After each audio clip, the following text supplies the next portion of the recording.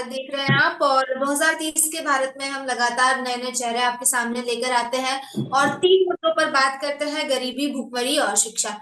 आज भी इन तीन ही मुद्दों पर हम लोग बात करने वाले हैं। और आज जो चेहरा हमारे साथ मौजूद है, जिनसे हम चर्चा करने वाले हैं, उनके बारे में मैं आपको बता दूं कि ये महाराजगंज से, उत्तर प्रदेश के महाराजगंज से लोकसभा प्रत्याशी रह चुके हैं, बहुजन समाज पार्टी से ताल्लुक रखते हैं।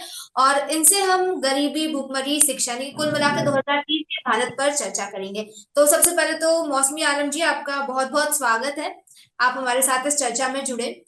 शुरुआत करते हैं और सबसे पहला और सबसे अहम सवाल मैं आपसे बहुत बहुत पूछना धन्यवाद। चाहूंगी जी, क्योंकि जैसे कि हम 2030 के भारत पर बात कर रहे हैं, मैं आपसे जानना चाहती हूँ कि आपके नजरिए में 2030 तक आप भारत को कहाँ देखते हैं?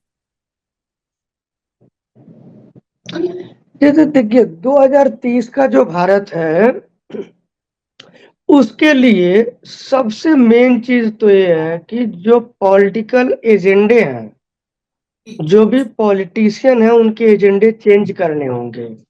आज हम लोग देख रहे हैं तो हमको जो दिखाई देता है वो ये है कि जो भाजपा है वो सरकार बनाने के लिए सिर्फ काम कर रही है।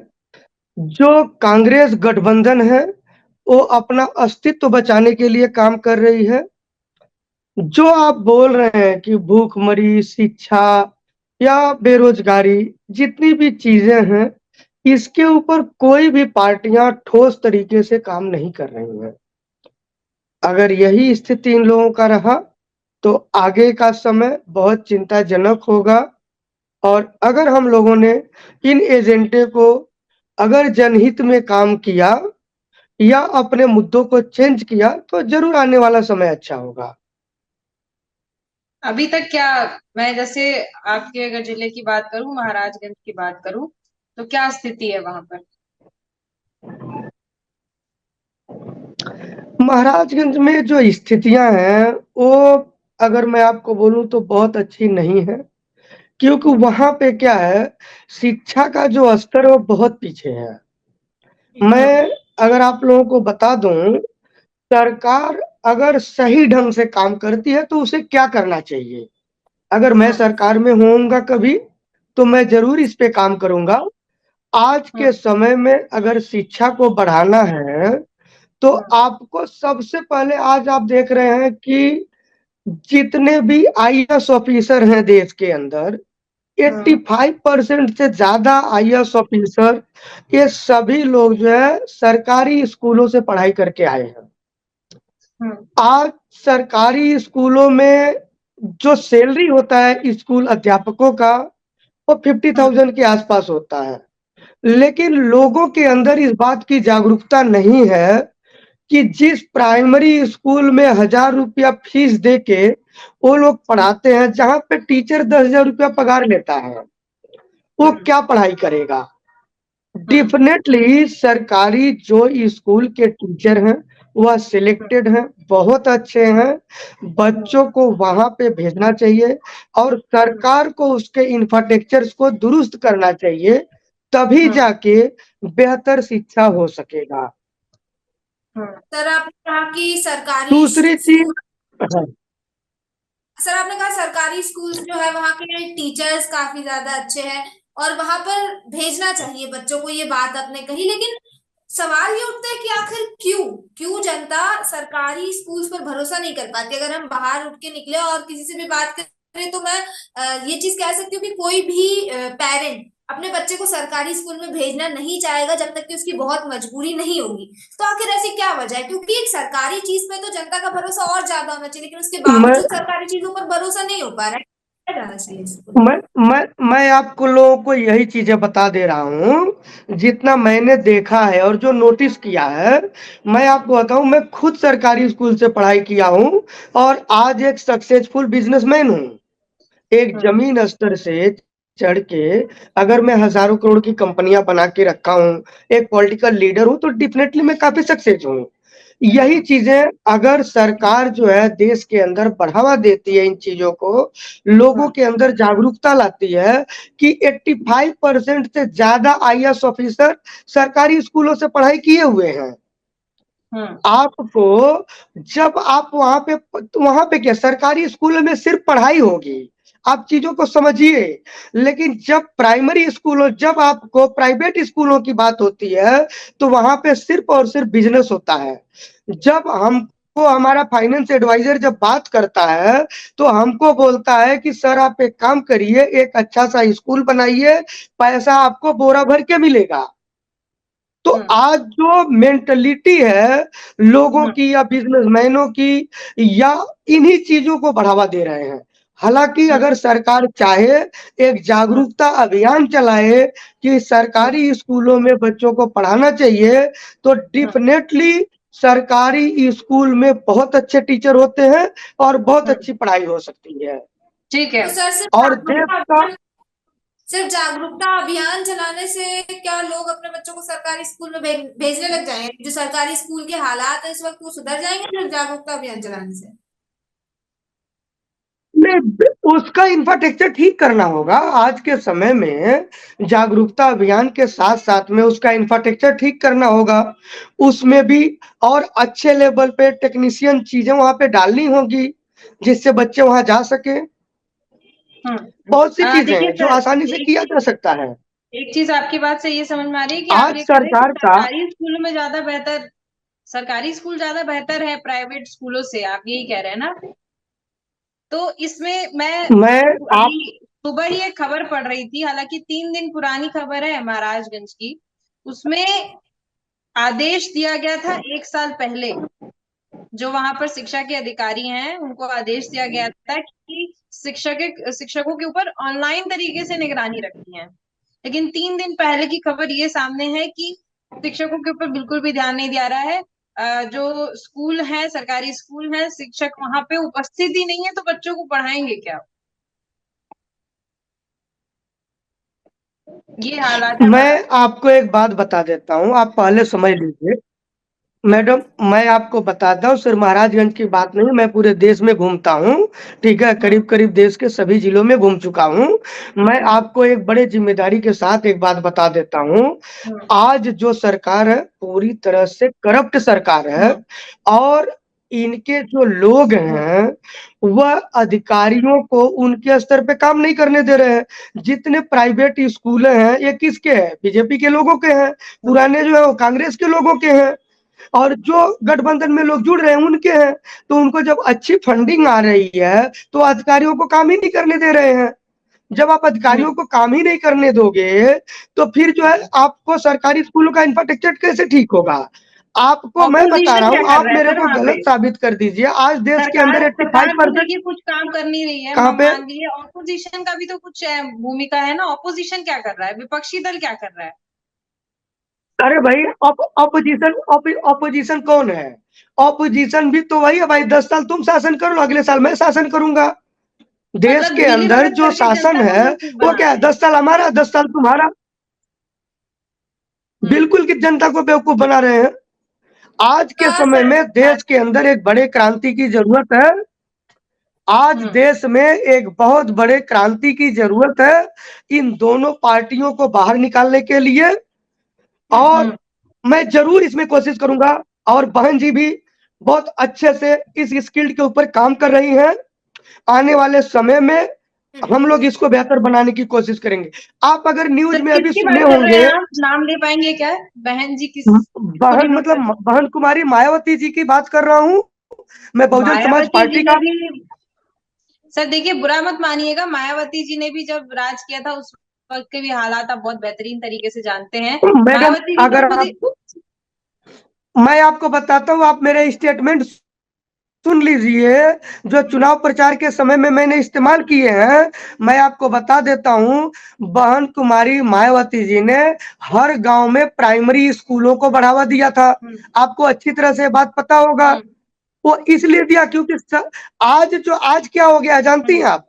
आज सरकारी स्कूल जो है ग्राम प्रधान के रिश्तेदारों के लिए अलर्ट है। शादी के लिए आपको फंक्शन करना है तो आपको सरकारी स्कूल में करना है। नेताओं का कोई फंक्शन करना है तो सरकारी स्कूल में करना है। तो यह सभी चीजें, इसके लिए तो स्कूल नहीं बने थे। स्कूल तो शिक्षा के क्षेत्र को बढ़ावा देने के लिए बने थे। आज जो है आज जो है, जो सच्चाई है जमीन की, आज आप लोग उसको दिखाइए। मैं आप लोगों का बहुत बहुत धन्यवाद देता हूं कि आज आप भूखमरी शिक्षा के ऊपर आप बात कर रही हैं। मैं आपको भूखमरी की बात बता दूं, भूखमरी कहाँ से आती है। सबसे पहली चीज है भूखमरी कहाँ से। आज भाजपा बोलती थी कि मैं आपको 5 किलो राशन दे रहा हूँ, कांग्रेस ने उसको जवाब दिया कि मैं 10 किलो राशन दूंगा। मैं आपको बड़े जिम्मेदारी के साथ बता दूं, हमारे यहाँ जो गांव की औरतें होती हैं वो 5 से 10 किलो राशन भीख मांगने वाले भिखारी को दे देती हैं। अब जब इनको राशन देके वो उलझा रहे हैं, शिक्षा इनको दे नहीं रहे हैं, चीजों की महंगाइयां बढ़ा रहे हैं। जब आदमी कोई भी बच्चा जब शिक्षित नहीं होगा तो वो उसका डेवलपमेंट ही नहीं हो सकता है।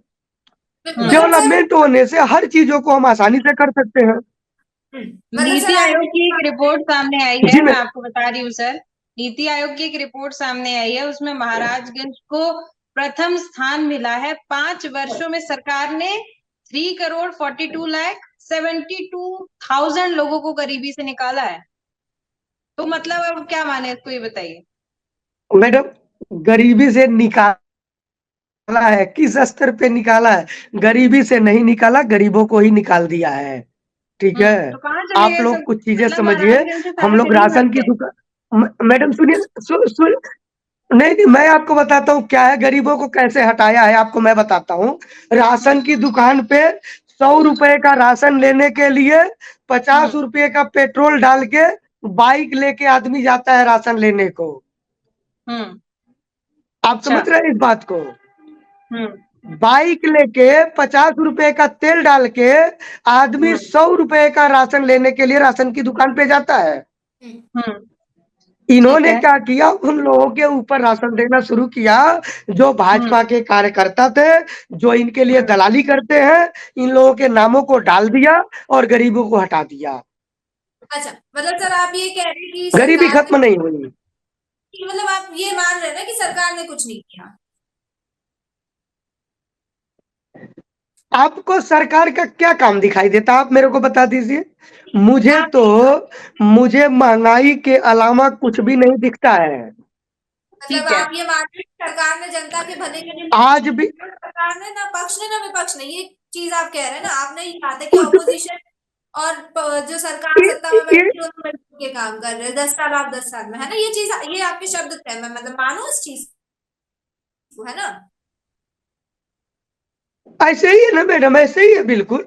आप आगे भी देखिए, अभी सरकार ज्यादा से ज्यादा 6 महीने के अंदर चेंज हो जाएगी। ठीक है सर, आपकी बात मान लेते हैं। अगर आपने कह रहे कि सरकार ने कुछ नहीं किया, ना सत्ताधारी पक्ष कुछ कर रहा है ना विपक्ष कुछ कर रहा है, तो देखिए सरकार तो कुछ नहीं कर रही। ठीक है, अब ये बात मान लेते हैं। इतने साल हो गए, 75 साल हो गए आजादी को। आजादी के बाद से यही चीजें लगातार चली आ रही है। कोई भी सरकार आए, धरातल पर काम होते हुए दिखाई नहीं दे रहा। तो सरकार पर तो एक तरह से मुझे लगता है कि हमें आंख बंद करके डिपेंड रहना छोड़ देना चाहिए ना। फिर अगर सरकार कुछ नहीं कर रही है तो फिर आम जनता क्या कर रही है? अगर मैं आपसे पूछूं, जैसे आपने कहा कि आपका करोड़ों का बिजनेस है ना, करोड़ों की कंपनियां आपने खोल रखी है, मैं तो आपके द्वारा मैं आपको आपके हाँ, द्वारा इस दिशा में मैं दिखाई अभी है। मैं हाँ, मैं आपको बता देता हूँ। मैं महाराजगंज के अंदर अभी 5.5 एकड़ जमीन लिया चुनाव हारने के दूसरे दिन, और उसके अंदर मैन्युफैक्चरिंग यूनिट को, इंडस्ट्री को बैठाने के लिए मैंने उसका डॉक्यूमेंटेशन कर रहा हूँ। नवंबर के महीने में उसे चालू करूंगा। हमने बोला था 5 लाख लोगों को मैं रोजगार दूंगा, अगर मैं चुनाव जीतता हूं तो, और 50,000 लोगों को सरकारी नौकरी दूंगा। लेकिन वो नहीं हो पाया, मैं चुनाव हार गया। फिर भी जो लोग मुझे वोट दिए तो ही क्यों देंगे? चुनाव जीते बिना नहीं दे सकते हैं क्या आप? दूंगा। मैं जैसे उस दिशा में आपने काम कर कहा रहा हूँ। कि भारतीय जनता पार्टी या कोई भी ऑपोजिशन पार्टी जो है वो 5 किलो राशन दे रही है, 5,000 रुपए दे रही है, तो दूसरा वाला 10,000 रुपए दे रहा है। आप भी तो वही कर रहे हैं कि मैं जीतूंगा तो मैं इतनी नौकरियां दूंगा, बिना जीते देके। हाँ, तो बिना जीते दिया हूँ। आज के डेट में मेरे पास 2000 से ज्यादा वर्कर काम करते हैं। आज के डेट में फैक्ट्री जो आप स्टैब्लिश कर रहे हैं उसकी 2000 बात कर रही हूँ। क्या चीज? तो सरकारी जो नौकरी आपने मेरे सिग्नेचर से तो होगा नहीं ना। सरकारी नौकरी तो मेरे साइन से नहीं होगा, मैं तो प्राइवेट नौकरी ही दे सकता हूँ लोगों को, वो तो मैं दे रहा हूँ। इंडस्ट्री बैठा रहा हूँ, इंडस्ट्री के अंदर लोगों को कारोबार दूंगा, अभी वो दे मैं रहे तो वही करूंगा, वो मैं कर रहा हूँ। बिल्कुल ठीक है, वो चीजें सामने दिख रही हैं। लेकिन जब हम जैसे आपके जिले की बात कर रहे हैं, महाराजगंज जिले की बात कर रहे हैं, जैसे ही आप खुद जब आप पढ़ते होंगे, न्यूज अपडेट्स पढ़ते होंगे, तो आप महाराजगंज के बारे में अगर जानने की कोशिश करेंगे ना, तो उसमें साफ दिखा रहा है कि महाराजगंज आज की डेट में सबसे बेहतरीन बन चुका है। शिक्षा के क्षेत्र में, गरीबी के क्षेत्र में नीति आयोग की रिपोर्ट बता रही है। आप कह रहे हैं कि कुछ भी नहीं हो रहा है, तो यहाँ ये जनता सब तो असमंजस में फंसी। ये आयोग किसका है? आयोग को मॉनिटरिंग कौन करता है? वही चीज, वही मैं कह रही हूँ कि नीति आयोग ये पे सभी चलिए आयोग, भरोसा कोई कर नहीं रहा है। आपको सुनिए ना मैडम, आप सुनिए ना, आप लोग यह बात बढ़िया से जानते हैं, जहाँ पे सीएम तक सेफ नहीं है जिस देश के अंदर, भ्रष्ट है, नो डाउट भ्रष्ट है, लेकिन अगर सीएम जेल में चला जाता है, सभी आयोग जो है सरकार इस्तेमाल कर रही है, तो नीति आयोग भी तो पूरी तरह से सरकार के कंट्रोल में है, वो सही काम कैसे कर सकती है? आप जमीन पे घूमिए, सुनिए, मैं आपको बताता हूँ, मैंने पूरे जिम्मेदारी के साथ जितने भी न्यूज दिए हैं, सभी वाइट्स के अंदर मैंने बताया है कि आप मेरे साथ घूम लीजिए, मेरी गाड़ी अगर आगे चलेगी तो पीछे की जो गाड़ियां हैं वो धुंध से दिखाई नहीं देती हैं। यह है रोड का वहां पे इंफ्रास्ट्रक्चर। हर साल जो है कम से कम हजारों एकड़ गेहूं की फसल जलती है महाराजगंज के अंदर। मैंने डीएम साहब को बोला कि गेहूं की फसल तैयार होने से पहले आप नहरों में पानी छोड़ दीजिए, मानसून ठंडा हो जाएगा, और अगर मानसून ठंडा नहीं भी हुआ, आग लग भी गया, तो उस पानी की मदद से गांव के लोग आग को बुझा लेंगे। लेकिन उन्होंने ऐसा नहीं किया। आज हजारों एकड़ खेतियां जल जा रही हैं, आप बोल रही हैं कि वहां पे सरकार ने काम किया है। अब बताए वो जो हमको, अब देखिए सामने जो नीति आयोग की रिपोर्ट से आंका जा रहा है, उससे तो ये समझ में आ रहा है, लेकिन वास्तविक स्थिति जानना था, इसलिए हम आपसे जुड़े, आपसे जान रहे हैं। चलिए मान लीजिए कि आप चुनाव जीत गए, मायावती जी बहन की सरकार आ गई, उसके बाद महाराजगंज को कैसे बदलेंगे? क्योंकि अभी तो हालत बद से बदतर है, हर जगह महाराज हाहाकार सुन मचा लीजिए, हुआ है। मैं आपको बड़े जिम्मेदारी के साथ एक बात बता देता हूँ। महाराजगंज डिस्ट्रिक्ट बनने के बाद वहां पे आपको पता है मुख्यालय नहीं था। बहन जी की सरकार, बहन जी की जब सरकार बनी, हमारे यहाँ पे एक भी एमएलए उनका नहीं था, एक भी एमपी उनका नहीं था। कभी भी बसपा का एमपी आज तक नहीं हुआ महाराजगंज में। जो महाराजगंज के अंदर में अगर बहन कुमारी मायावती जी के विकास कामों को अगर हटा दिया जाए, तो 5 भी ऐसे बिल्डिंग नहीं है जो किसी दूसरी सरकार ने किया हो।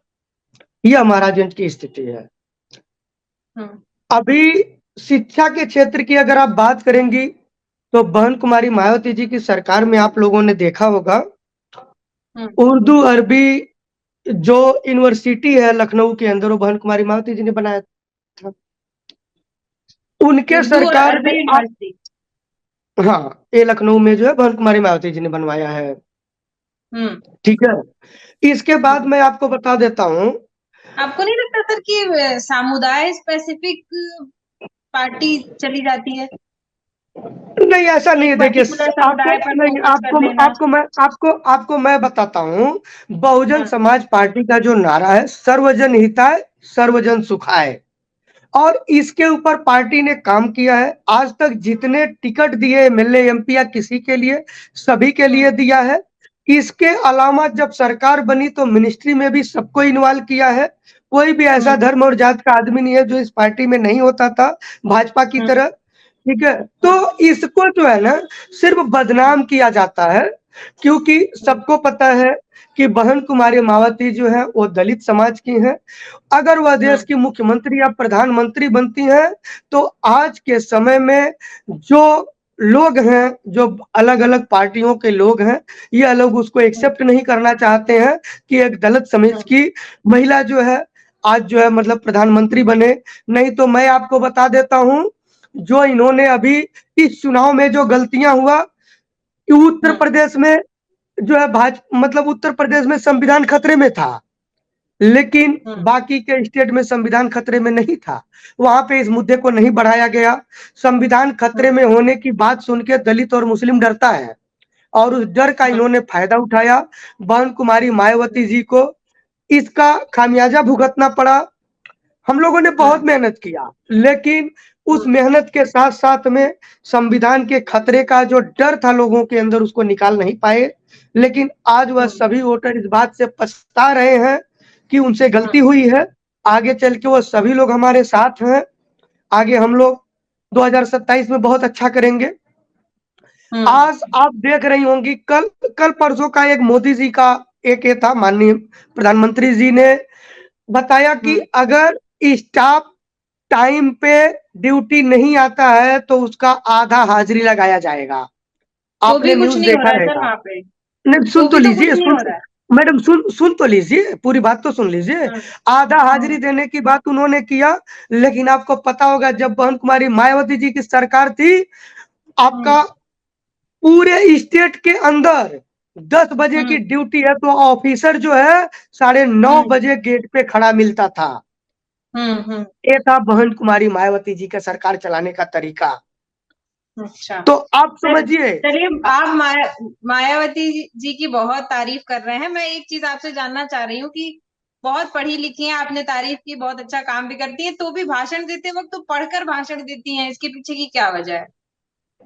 देखिए क्या होता है, उनका जो भाषण है, स्पीच देना, लिख के बोलना, दरअसल क्या होता है कि बहुत से लोग ऐसे होते हैं जो बात करते करते थोड़ी सी बातें इधर उधर जाती है और लाइन अप नहीं हो पाता है।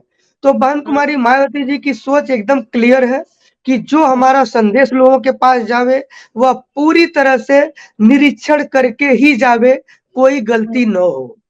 उन्होंने डॉक्यूमेंटेशन को बहुत ज्यादा प्रायोरिटी दिया हुआ है शुरू से लेके आज तक, और इसीलिए वह जो डॉक्यूमेंटेशन पे भरोसा करती हैं और वह देखकर बोलती हैं।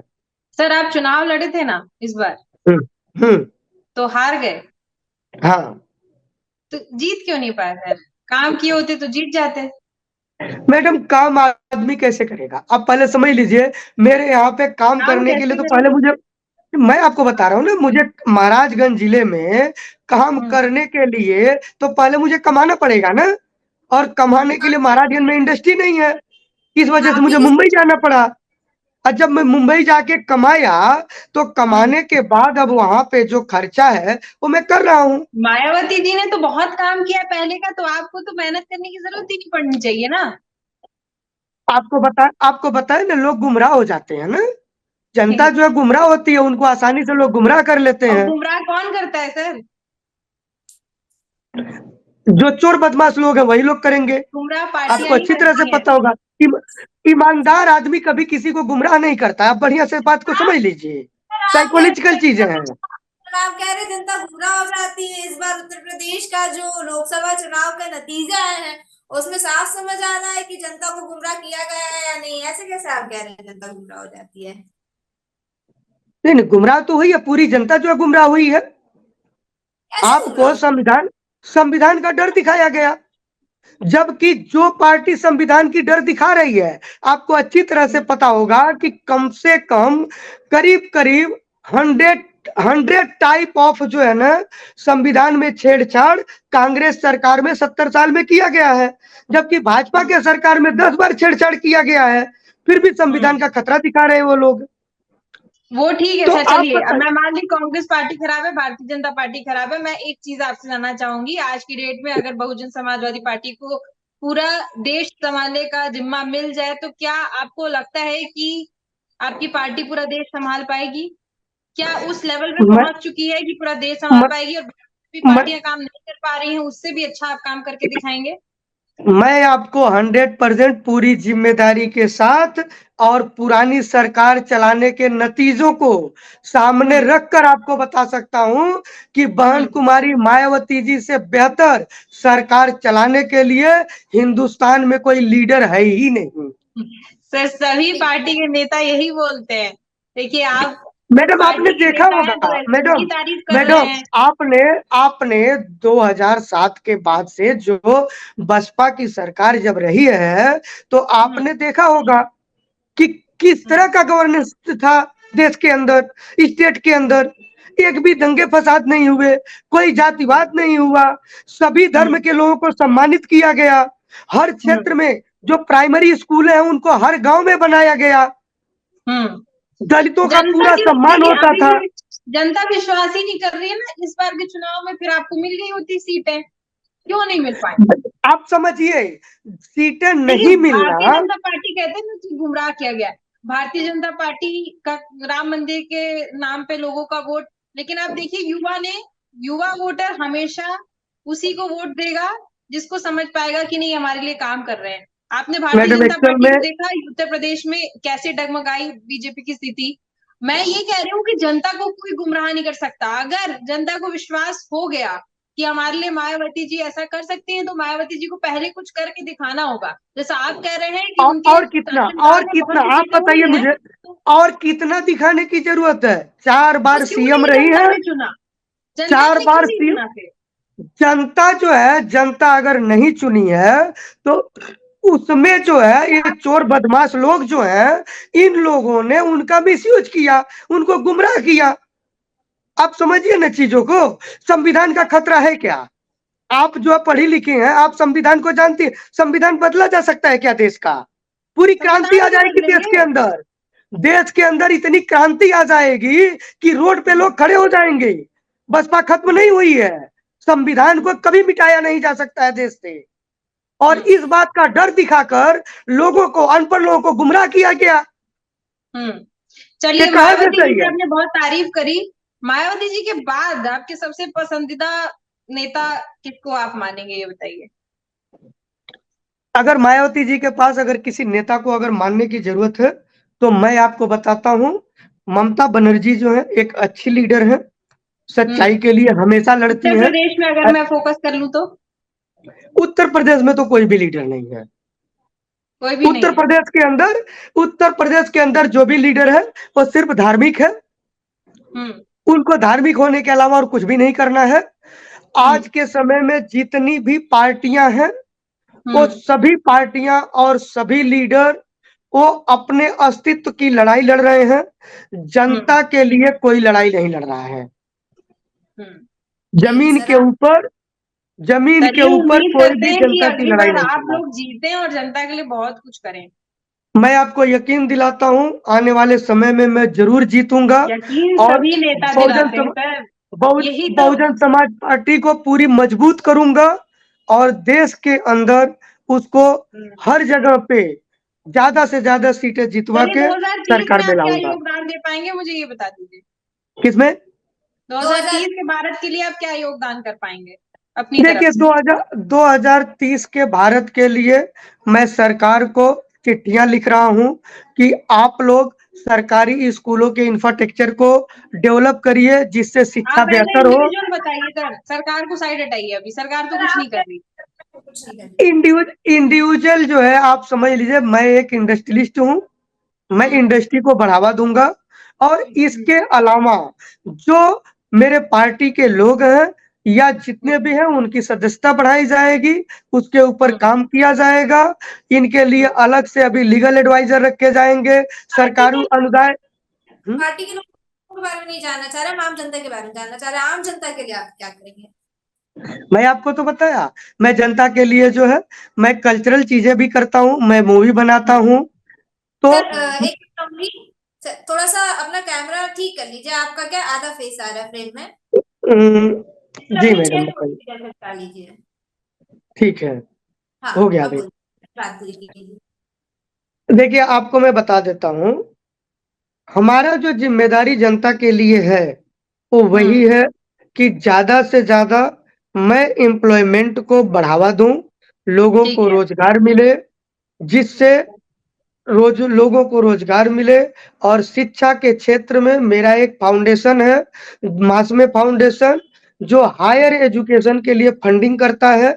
एक्सीडेंटल मेडिकल प्रॉब्लम्स के लिए मैं कुछ हॉस्पिटल्स के साथ बात कर रहा हूं कि अगर कोई भी हॉस्पिटल है, उन जो एक्सीडेंट हो रहे हैं उनको इमीडिएट बेसिस पे उनका इलाज किया जाए। अगर वह तुरंत पैसे नहीं देता है तो उसके लिए मेरे फाउंडेशन का चेक बैंकों के पास होगा, बिटवीन 7 डेज पेमेंट नहीं मिलने से वो मुझसे रिकवर कर सकते हैं। मैं इसके ऊपर भी काम कर रहा हूँ, क्योंकि एक्सीडेंट एक्सीडेंट एक ऐसी चीज है, एक एक मिनट का जो समय महत्वपूर्ण होता है आदमी का जान बचाने के लिए। बिल्कुल ठीक है, तो मैं मतलब इस हम तरह का आपकी भी तरफ से सोशल ये वर्क में उम्मीद काम कर करें रहा कि हूँ। आप जो बेरोजगारी है उसको खत्म करने में आपका 2030 में ये बहुत बड़ा योगदान रहेगा, यह मान के चलते हैं। जी बिल्कुल मैडम, जरूर होगा। मैं आपको यकीन दिलाता हूँ 2030 तक कम से कम 50,000 के आसपास वर्कर हमारे साथ होंगे। चलिए, बहुत चलिए बढ़िया सर, बहुत बढ़िया, बहुत बहुत धन्यवाद सर हमारे साथ जुड़ने के लिए। बहुत बहुत धन्यवाद जी सर आपका। मैडम, 2030 में धन्यवाद। आपने यकीन दिलाया, 2027 में आपने कहा है कि आप जरूर जीतेंगे, ऐसा आपने यकीन दिलाया, तो 2030 में आप 2027 में मैडम मैं नहीं जीतूंगा, कि मैं चुनाव नहीं लड़ूंगा, आप समझ लीजिए। पार्टी जरूर जीतेगी, और हाँ, पार्टी को जिताने के लिए मेरा जितना योगदान की जरूरत है मैं जरूर करूंगा। चलिए बिल्कुल ठीक है। सर, फिर जुड़ेंगे हम, फिर आपसे चर्चा की जाएगी 2030 में, और जैसा आपने कहा है कि आप ये योगदान देंगे तो आपसे बात की जाएगी उस वक्त। अभी आपका बहुत बहुत धन्यवाद, आप हमारे साथ जुड़े और तमाम चर्चा की आपने। धन्यवाद सर। धन्यवाद सर, धन्यवाद। तो जिस तरह से आपने देखा, मोहम्मद मौसमी आलम जी हमारे साथ जुड़े थे महाराजगंज उत्तर प्रदेश से, कई सारी बातें की, और हालांकि उनके द्वारा कहा गया है कि 2030 तक इंडस्ट्रियलाइजेशन के क्षेत्र में और बेरोजगारी दूर करने के क्षेत्र में वो कई सारे कार्य करेंगे। तो 2030 में उनसे फिर मुलाकात होगी और उनसे बात होगी, और हम फिर लौटेंगे आपके सामने ऐसे ही कुछ नए चेहरे लेकर, और उनसे भी इन्हीं मुद्दों पर बात होगी कि आखिर 2030 में देश की स्थिति क्या होगी, और जो खुशहाल देश है, जो 2030 के भारत का सपना है, वो कैसे साकार होगा।